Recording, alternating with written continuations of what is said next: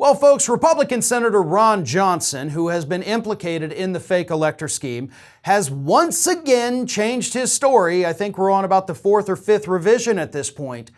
You'll remember a couple weeks ago, maybe a couple months ago at this point, Ron Johnson told us that after the news broke that he had his staffers personally try to deliver the fake Wisconsin electors to Vice President Mike Pence, Ron Johnson came out after saying, no, I had nothing to do with this. I didn't know about it. Then he said, okay, well, I was involved. But he said literally for a few seconds, right?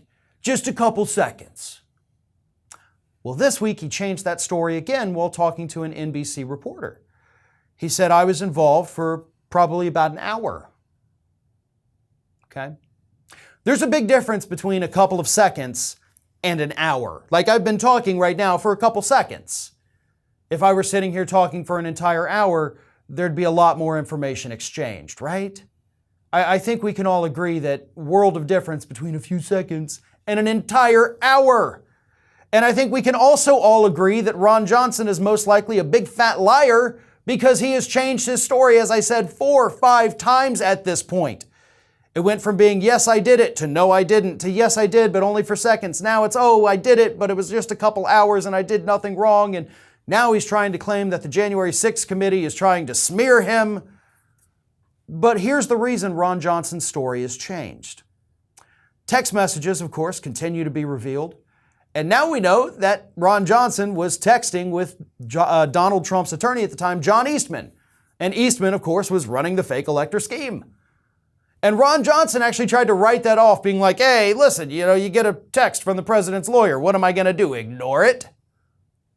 If he's asking you to break the law, yes, that is exactly what you would do. Not to mention, my God, Donald Trump has had like 1,000 lawyers, okay? Any text message you get from anybody, there's probably like a 1 in 100 chance they've served as a lawyer for Donald Trump at this point. But that doesn't excuse your actions here, Mr. Johnson. If anything, it makes you look even worse. But again, he's got to change the story because the new text messages are coming out. The January 6th committee is about to do more hearings. More info is going to come out, and Ron Johnson is probably going to look pretty damn bad. He is worried. He wouldn't be changing his story if he wasn't worried that he was going to go down for this scandal. And of course, he is in a very contentious re-election race where he does have a possibility of losing re-election up there in Wisconsin. That would be wonderful. In fact, for a long time, he was losing. The most recent polls show that race has gotten tighter. Johnson has pulled ahead by a few points.